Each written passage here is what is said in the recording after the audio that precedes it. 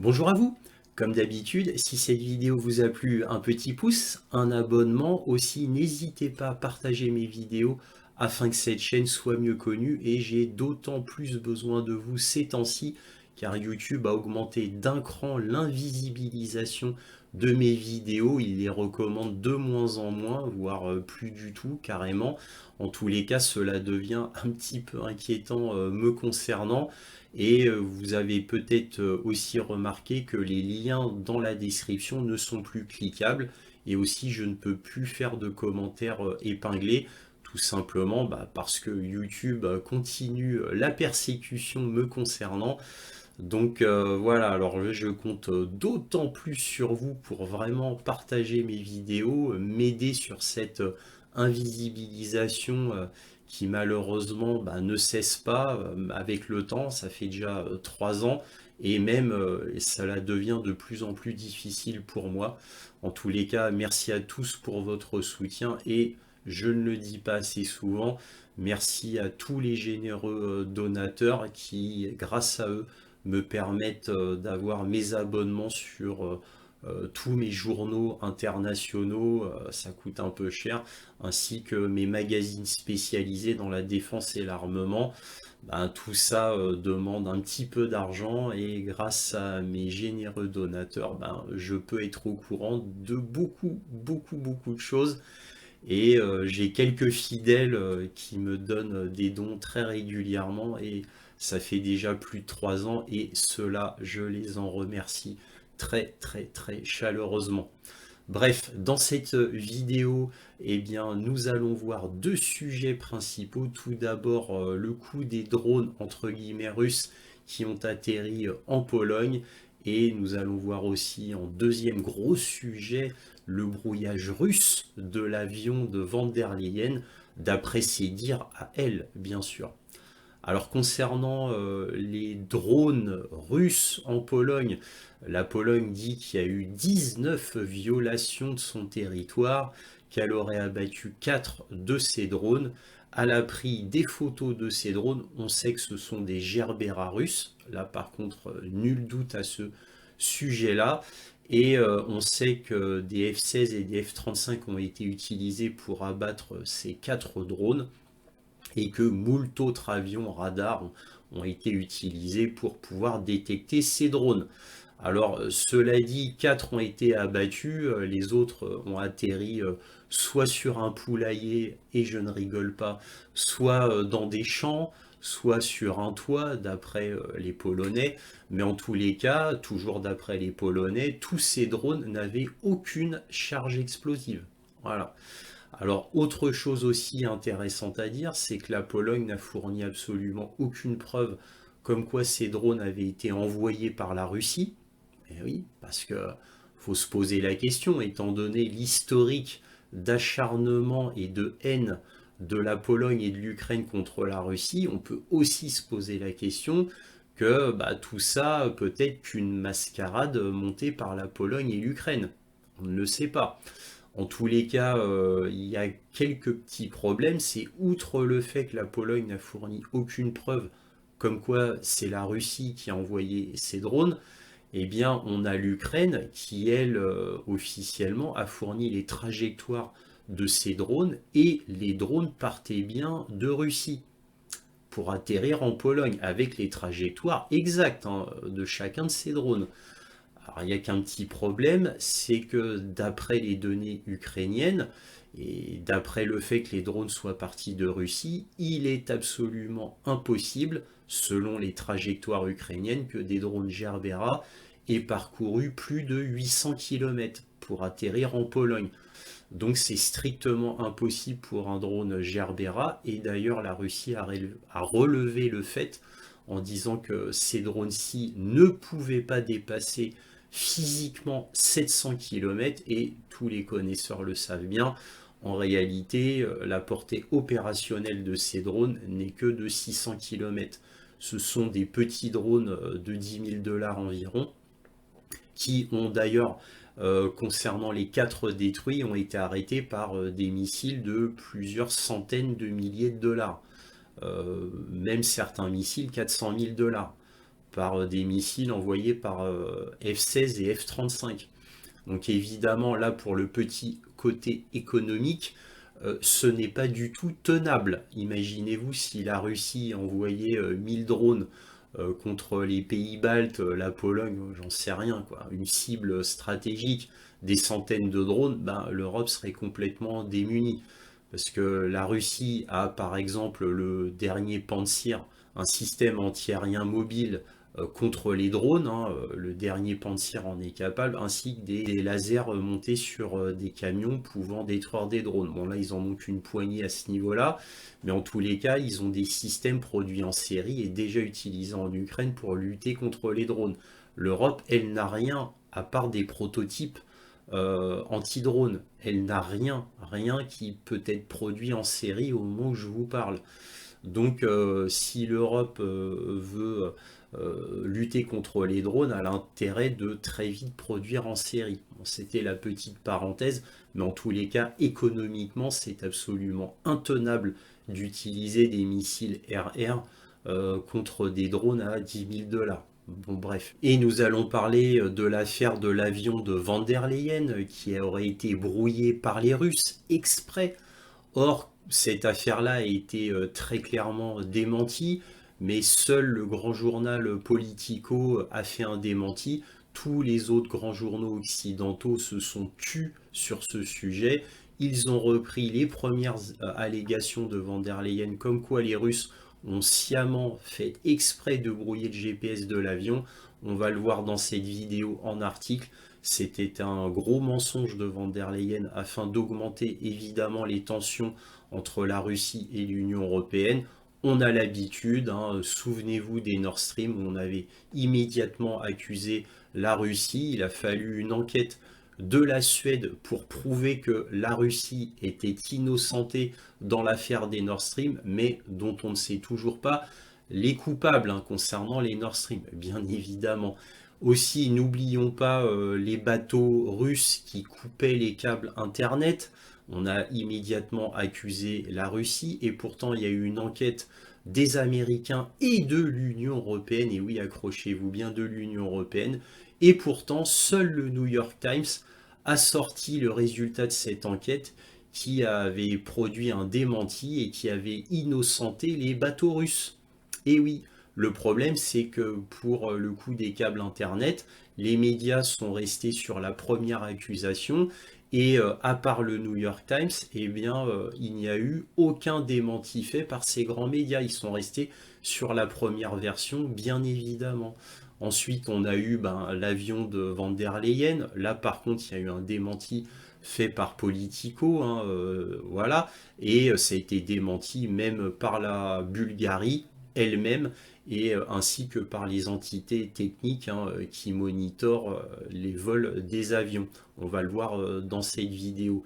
Et bon, comme j'en ai parlé précédemment, on a bien sûr les drones russes sans charge explosive. Il n'y avait aucune charge explosive dans les drones et qui auraient atterri en Pologne exprès hein, pour faire un acte d'agression envers la Pologne. Bon, tout ça s'accumule. On sent que tout n'est pas très clair. Alors pour l'avion de Van der Leyen, là pour le coup c'est très clair. Elle a clairement menti. On va le voir dans cette vidéo. Mais en tous les cas, tout est fait évidemment pour accuser la Russie pour tout. On a eu les punaises de lit. On a tous les sujets dont je vous ai déjà parlé. Tout est de la faute des Russes, absolument tout. Il faut charger au maximum la Russie. Bah oui, ça permet de parler uniquement que de cela et de ne pas parler de l'effondrement de l'Union européenne, de la crise énergétique hein, et de tout un tas d'autres problèmes sociétaux. Voilà, on parle que de la guerre et puis c'est tout. Voilà, c'est très commode. Bref, dans cette vidéo, on va parler aussi de bien d'autres sujets très très intéressants à ne pas manquer, divers et variés. Surtout, regardez bien cette vidéo jusqu'au bout. Voilà, allez, commençons. Alors sur cette affaire de drone, on apprend que l'OTAN affirme avoir envoyé des avions de chasse et abattu des drones russes au-dessus de la Pologne.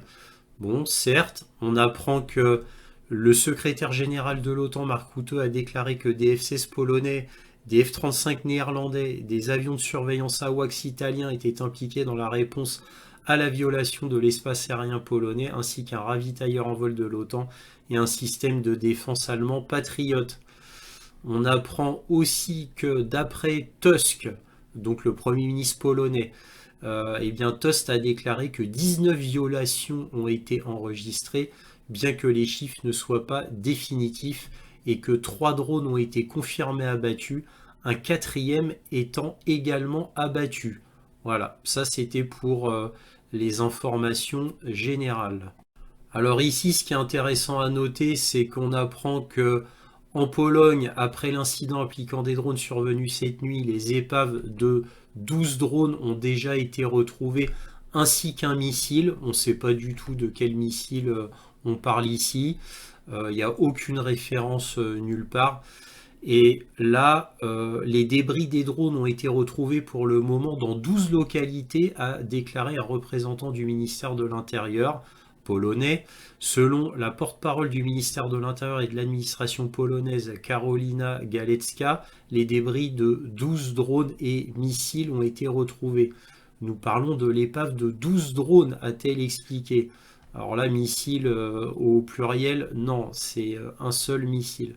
Selon TVN, le parquet de Lublin, donc de Pologne, a publié les résultats de l'inspection des drones. Aucun explosif n'a été trouvé à bord, écrit le journal Strana. Bref, donc ça c'était les informations générales, on va aller un peu plus dans le détail. Alors là, on va voir 3 photos. Je tiens à rappeler que les drones qui ont été envoyés en Pologne ne possédaient pas d'explosifs, déjà et d'une. Alors là, par exemple, sur cette photo prise par les Ukrainiens, on a un drone typiquement Gerbera avec carrément des morceaux de scotch. C'est quand même étonnant et on dirait qu'il est posé sur la toiture comme ça. Le drone a l'air complètement intact, hein, pas déformé du tout, quoi que ce soit, comme s'il avait été posé là. Bon, c'est assez étonnant. Bon. Alors là, on voit un drone Gerbera typique. Alors comme vous pouvez voir, là, son hélice a été détériorée. Là, l'avant a été détérioré aussi, mais comme vous pouvez le voir, à part ça, il est complètement intact hein, pour le reste, hein, évidemment, ce qui montre qu'il n'y avait pas de charge explosive. D'ailleurs, comme reconnu par les Polonais, hein. Attention, les Polonais ont bien précisé qu'il n'y avait pas de charge explosive dans les drones qui ont atterri en Pologne. C'est très important à préciser à nouveau, hein. Ici, d'après Wikipédia, vous voyez que le rayon opérationnel n'est que de 600 km. Alors là, ici, c'est intéressant. Vous voyez un technicien ukrainien qui transporte un drone Gerbera et vous pouvez voir que le drone est très petit, ce qui explique le fait qu'ils aient un rayon d'action relativement faible. Alors ici, on peut voir une carte de Monitor War qui nous montre la direction des drones. Donc je rappelle que Monitor War, c'est un site militaire ukrainien. Et donc là, on peut voir la direction des drones et on peut surtout voir leur point d'origine.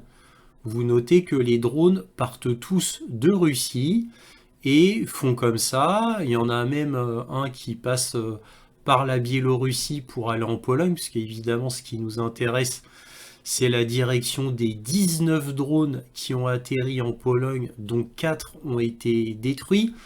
Et là, donc, on peut s'apercevoir sur cette carte qu'il n'y a aucun drone qui a été envoyé de Biélorussie, comme certains le laissent entendre dans certains médias.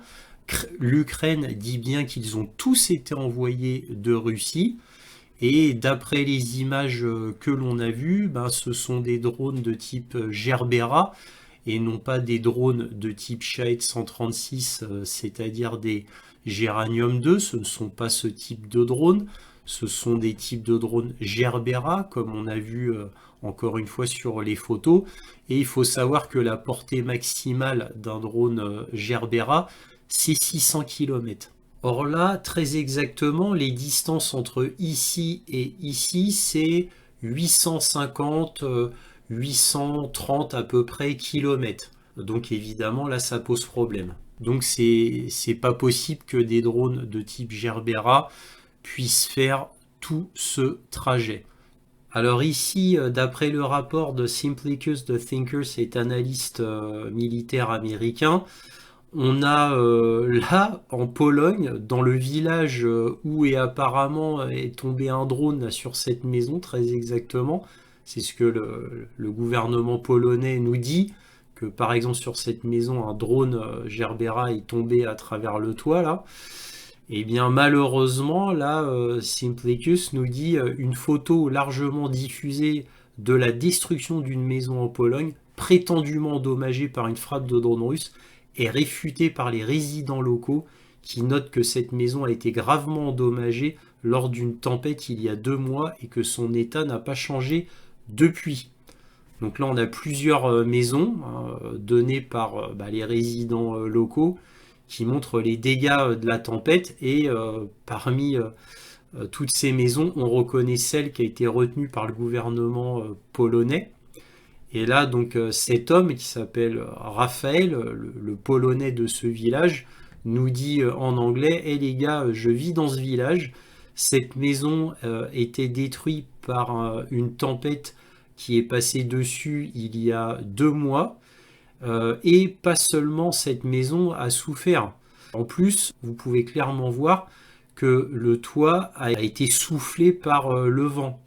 Vous êtes aussi naïf que des enfants. Voilà, bon ça c'est ce que dit ce Polonais-là, mais ça ajoute quand même du grain à moudre quant aux conspirationnistes qui pourraient dire que en fait c'est les Polonais avec l'aide des Ukrainiens qui ont mis en place cette mascarade, tout simplement. En conclusion, qu'est-ce qu'on peut dire? Eh bien, tout d'abord, quelques faits surprenants. Hein, on a un drone qui semble poser délicatement sur le toit d'une grange, avec du scotch sur le bout du nez, hein, comme si le nez avait été cassé et qu'on l'a recollé avec du scotch. Très étonnant. Évidemment, il est quasiment intact. On en a un autre tombé dans un champ bien à l'horizontale, quasiment intact lui aussi. Bon, vous allez me dire, il n'y avait pas d'explosifs dedans, certes, mais quand même, ils sont un peu trop intacts à mon avis. On a aussi Monitor War, qui est le site ukrainien militaire qui nous donne les trajectoires exactes de tous ces drones et qui viennent bien de Russie pour tous les drones. Alors, il y en a un qui a survolé la Biélorussie, mais il a quand même atterri en Pologne. Mais bon, en tous les cas, on nous donne des trajectoires exactes d'après des sources militaires ukrainiennes et qui nous donnent des trajectoires qui dépassent les 800 km, 850 km à peu près. Or, les photos qu'on nous montrent que des Gerbera. Voilà. Alors, un Gerbera, c'est 600 km à peu près de vol maximum qu'il peut faire. Allez, éventuellement 700 km au grand, grand, grand maximum. Mais bon, tout cela est quand même très étonnant. Alors, autre chose, ben, il faudrait prouver qu'ils aient bien été envoyés par les Russes. Car ça aurait pu être des drones pris en Ukraine et posés là en Pologne. Bref, falsification des faits, si vous voyez ce que je veux dire. Donc tout ça manque cruellement de preuves. Voilà. Alors là, il y a eu l'article 4 de l'OTAN qui a été enclenché, qui ne fait qu'enclencher des discussions, c'est tout. Et je tiens à souligner que la Russie est en pourparlers avec la Pologne, justement pour mettre au clair cette affaire. Bon, bref, c'est beaucoup de bruit pour rien. Et bon, avec l'affaire que nous allons voir là juste après concernant Van der Leyen, son avion et le GPS soi-disant brouillés, bon, on comprend mieux que tout cela semble de fausses informations, hein, uniquement pour augmenter les tensions afin de mieux accuser la Russie. Car encore une fois, je le rappelle, étonnamment, les Polonais n'ont donné aucune preuve de quoi que ce soit. Ils n'ont absolument rien prouvé. Voilà, et malheureusement pour eux, les trajectoires des drones données par les Ukrainiens donnent des données techniques qui sont pas possibles au vu des drones montrés, c'est-à-dire la portée des drones, qui est très au-delà de ce que ces drones-là peuvent faire.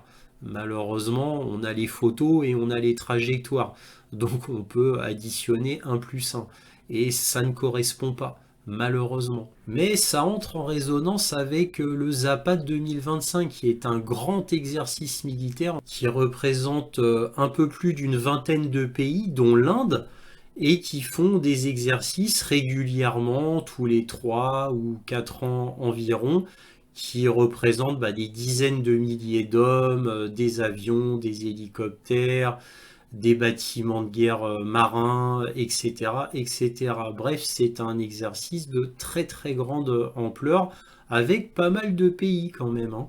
Et Zapad, qui veut dire ouest en français, Zapad c'est russe, ça veut dire ouest en français, donc ici la frontière ouest.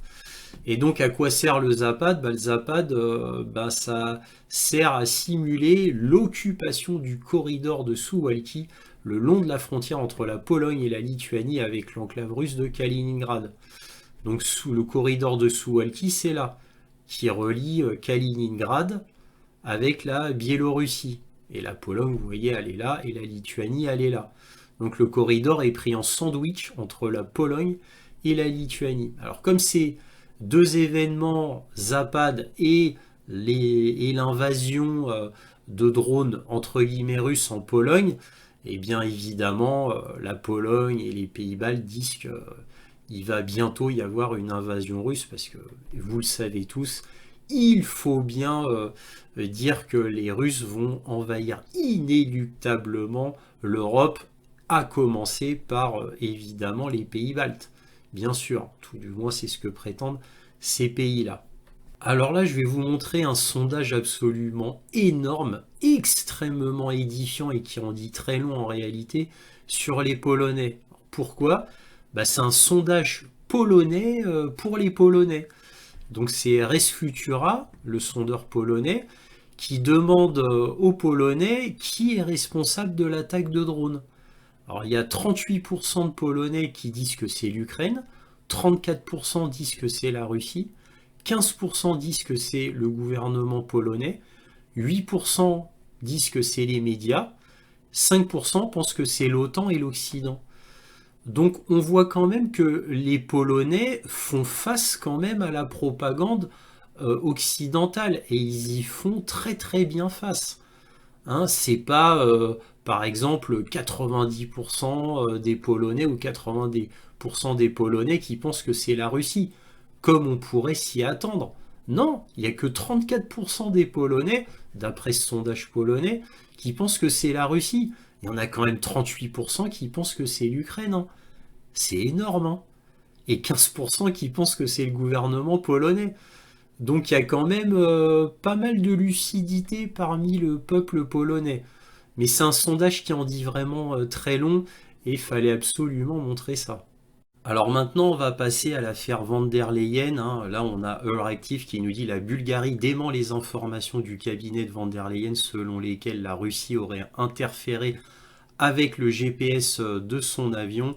Donc pendant tout le vol, le transpondeur a émis un signal GPS constant et de bonne qualité, a déclaré le Premier ministre bulgare Rosen Selaziavkov au Parlement. Voilà, on va voir ça en détail. Alors tout d'abord, on va analyser ce que dit Flight Radar 24, qui est un site de référence en aéronautique, et il nous dit: la fuite d'Ursula von der Leyen vers Plovdiv, ce que nous disent les données. Donc on va pas lire tout l'article qui est bien trop long, mais là il nous dit: le 1er septembre, le Financial Times a publié un premier article affirmant que l'avion avait perdu sa capacité de navigation GPS, avait tourné autour de l'aéroport pendant 1 heure et que les pilotes avaient dû se fier à des cartes papier pour atterrir. En analysant les données de ce vol, nous avons immédiatement constaté que l'avion n'avait pas effectué de vol circulaire pendant 1 heure. La durée du vol semblait n'avoir été prolongée que de quelques minutes en raison de la nécessité d'une approche alternative. Là, on a le 4 septembre, le gouverneur bulgare a précisé qu'il n'avait aucune preuve de brouillage GPS affectant l'avion lors de son atterrissage à Plovdiv. Politico cite le vice-premier ministre et ministre des Transports bulgare, Grozdan Karatsov, qui a déclaré « D'après les données empiriques, les relevés radio et les archives de nos agences civiles et militaires, aucun élément ne permet d'étayer l'affirmation selon laquelle le signal GPS aurait été coupé. » Donc en gros, ce que disait le Financial Times était faux. Faut dire ce qui est. Là, on a Politico Europe qui nous dit, voilà, là en anglais, ce qui est dit ici en français, donc la preuve de par la source ici. Et là, Flight Radar nous dit à la fin, alors que s'est-il réellement passé à Plovdiv? À ce stade, nous ignorons quel problème précis a empêché l'équipage d'utiliser l'approche GPS, mais nous savons que les données indiquent qu'il ne s'agissait pas d'un brouillage GPS dirigé contre l'avion. L'enquête des autorités bulgares permettra peut-être d'apporter des réponses définitives. Alors attendez, c'est pas fini. Alors là, on a Politico qui nous dit l'inquiétude suscitée par le GPS par von der Leyen a saisi l'Europe. Les accusations contre la Russie commencent à se démentir. Donc en gros, la Politico fait un démenti. L'avion était également équipé d'un système de secours électronique utilisant des faisceaux radio qui lui permettaient d'atterrir sans avoir besoin de carte papier, ont découvert les autorités bulgares. Donc en gros, même sans GPS et même sans carte papier, l'avion aurait pu atterrir tranquillement. Voilà. Mais il n'y a qu'un petit problème, c'est que von der Leyen a accusé immédiatement la Russie de brouillage GPS et de manière absolument catégorique. C'est ça le problème, en qualifiant cela d'ingérence flagrante. Voilà, et tous les grands médias ont repris en cœur, bien évidemment. Donc là, qu'est-ce qu'on lit? L'agression présumée contre von der Leyen aurait pu déclencher une crise diplomatique majeure, voire pire. Mais quelques jours plus tard, l'incident est balayé d'un revers de main par le gouvernement bulgare et l'exécutif européen. Ah, en finale, il n'y a pas de problème. Et là, on a Politico qui reprend ce que a dit Flight Radar 24. Bref, et là, enfin, on a SK AI Data Services, une start-up technologique axée sur les données aéronautiques basée en Suisse, qui a déclaré dans un article sur LinkedIn que le brouillage régional était présent à haute altitude dans la région, mais les données de vol n'indiquent pas de perte GPS sur l'avion de von der Leyen. Bref, conclusion de tout cela, von der Leyen a évidemment monté cela de toutes pièces. Donc elle a tout simplement menti, faut dire ce qui est, tout ça pour augmenter les tensions entre Russes et Union européenne, bien évidemment. N'oublions pas les câbles internet soi-disant coupés par les bateaux russes et suite à une enquête américaine et de manière assez drôle de l'Union européenne, ils avaient dédouané la Russie comme quoi ils avaient dit que c'était des accidents, mais que la Russie n'était pas du tout en cause, suite à une enquête américaine et de l'Union européenne. C'était paru dans le New York Times. Et pourtant, évidemment, cet article dédouanant la Russie de couper les câbles sous-marins Internet, ça n'a pas fait la une des infos, bien évidemment. C'est comme là le démenti fait par Politico et Flight Radar 24. Vous vous doutez bien que ça ne va pas passer dans les grands médias. On s'est arrêté aux accusations de von der Leyen, point barre. Et il n'y a pas eu de démenti fait officiellement à la télévision, tout du moins. On passe ça sous silence comme d'habitude. Le problème, c'est que l'Union européenne et von der Leyen, bien évidemment, ont un historique de mensonges envers la Russie tellement énorme que, évidemment, on ne peut plus rien croire de ce qu'ils disent. Souvenons-nous, par exemple, du Russiagate, lors de la première élection de Donald Trump, où il avait subi 3 ans d'enquête, et puis le rapport Mueller est sorti, et qui a dédouané les Russes. Il n'y avait pas d'influence russe aux États-Unis. Ensuite, on a eu les influences russes dans l'Union européenne pour absolument tout. Les punaises de lit, les câbles Internet qui ont été coupés dans la Baltique par les bateaux russes, chose qui a été complètement démentie par une enquête américaine et de l'Union européenne. Et je vous avais montré l'article du New York Times, donc qui dédouanait la Russie quant au fait que les bateaux russes couperaient des câbles Internet sous-marins.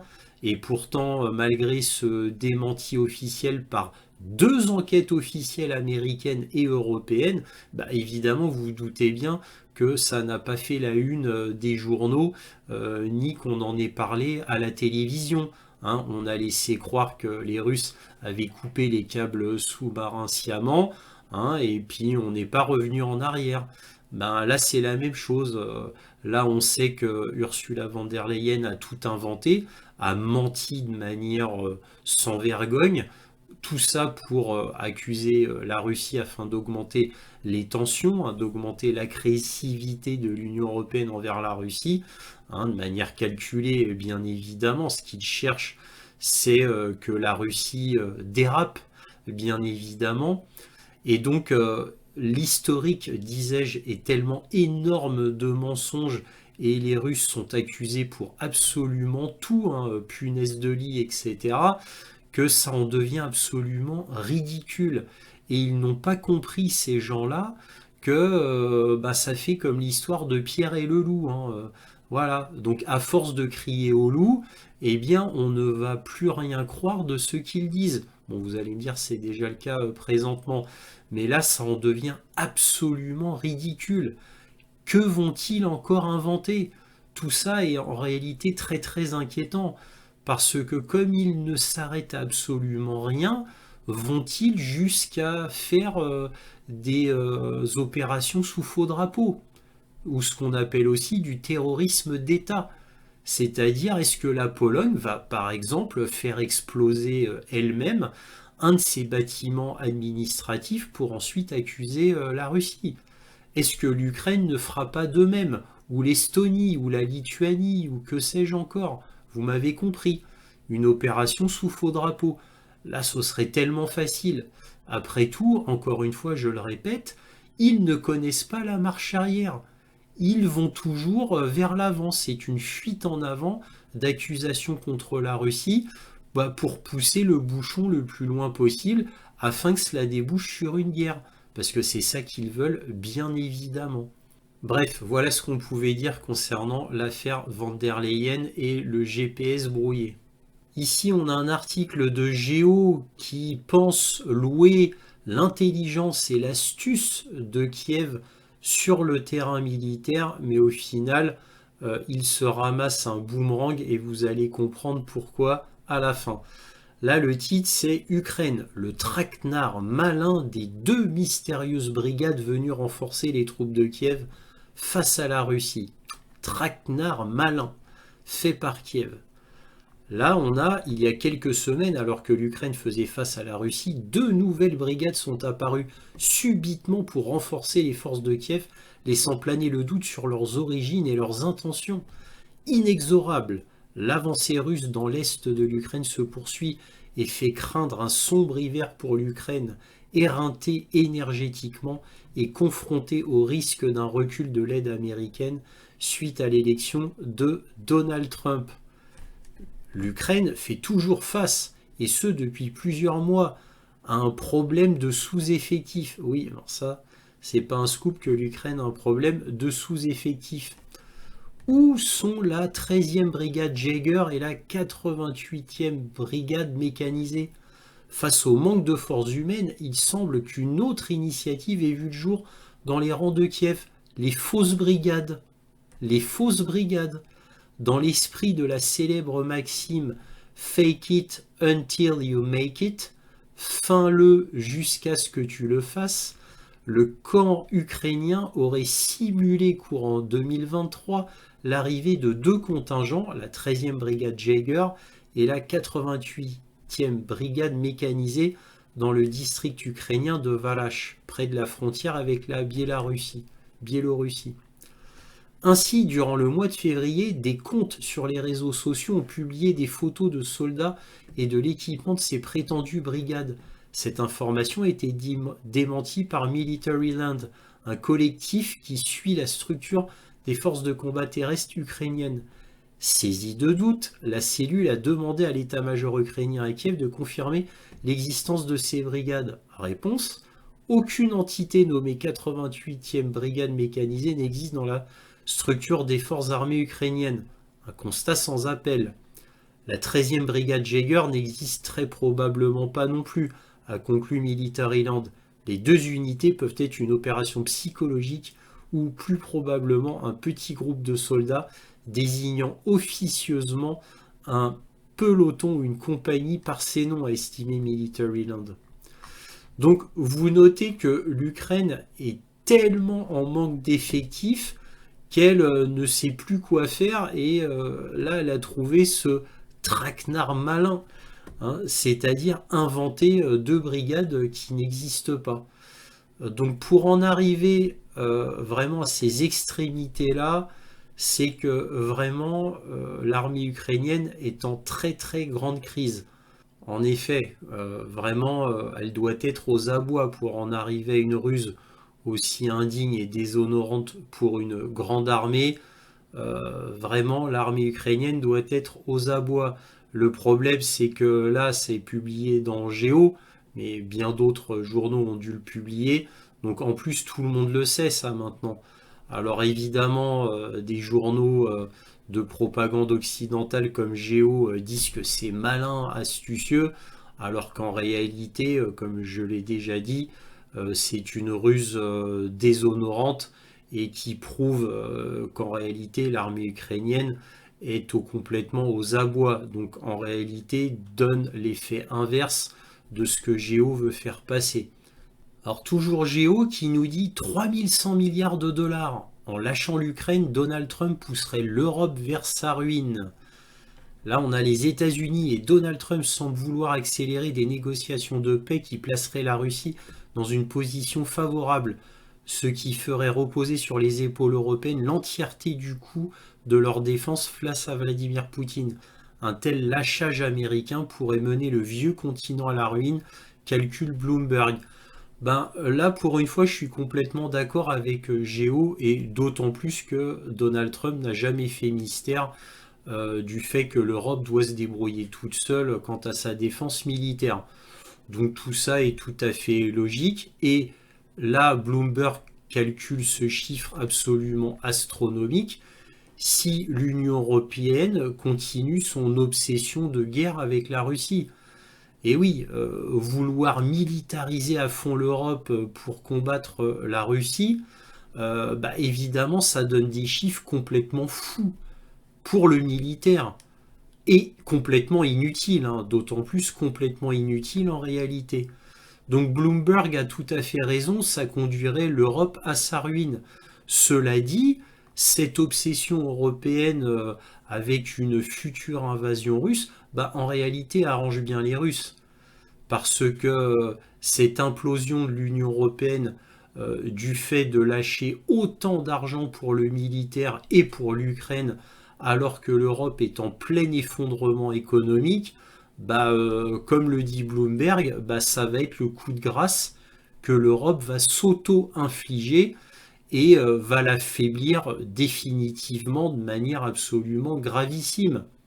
Donc au final, la Russie peut être très contente, parce que il est bien possible que l'Europe, bien évidemment, voyant sa ruine, voyant son effondrement complet, et en particulier énergétique, ce qui amènerait l'Europe d'être complètement aux abois, et donc lui donnerait peut-être du plomb dans la tête, hein, reviendrait vers la lucidité et reprendrait les liens commerciaux énergétiques avec la Russie pour pouvoir rebondir.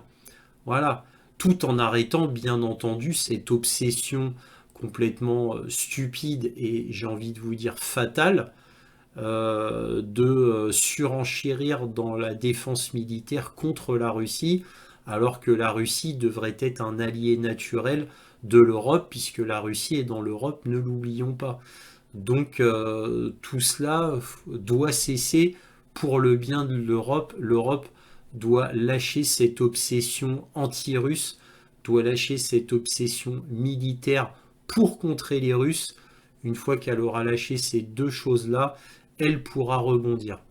Alors là, on a en dernier article le journal 7 sur 7, le journal belge, qui nous dit l'Allemagne va débloquer 300 millions d'euros pour doter l'Ukraine de plusieurs milliers de drones à longue portée afin de faire des frappes en profondeur contre la machinerie de guerre russe.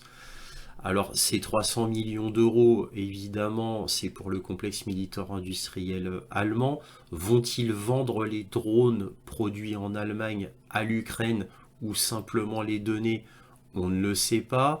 Autre fait aussi qu'il faudrait comprendre, c'est est-ce que l'Allemagne va autoriser ces drones à longue portée de frapper la Russie ou simplement frapper en profondeur les territoires conquis russes? Là est la grande question. Je vous rappelle que l'Allemagne ne veut pas donner de missiles de croisière Taurus à l'Ukraine pour qu'ils ne puissent pas faire de frappe en profondeur à l'intérieur de la Russie.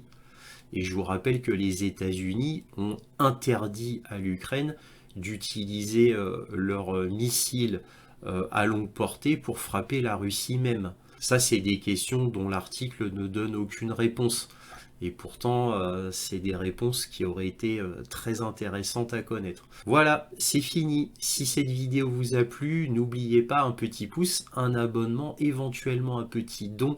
Lien dans la description. Si vous appréciez mon travail, bien sûr. Aussi, n'hésitez pas à partager mes vidéos afin que cette chaîne soit mieux connue. J'en ai beaucoup besoin, étant donné l'invisibilisation que je subis par YouTube. Merci encore à vous pour tout cela et toujours, soyez curieux.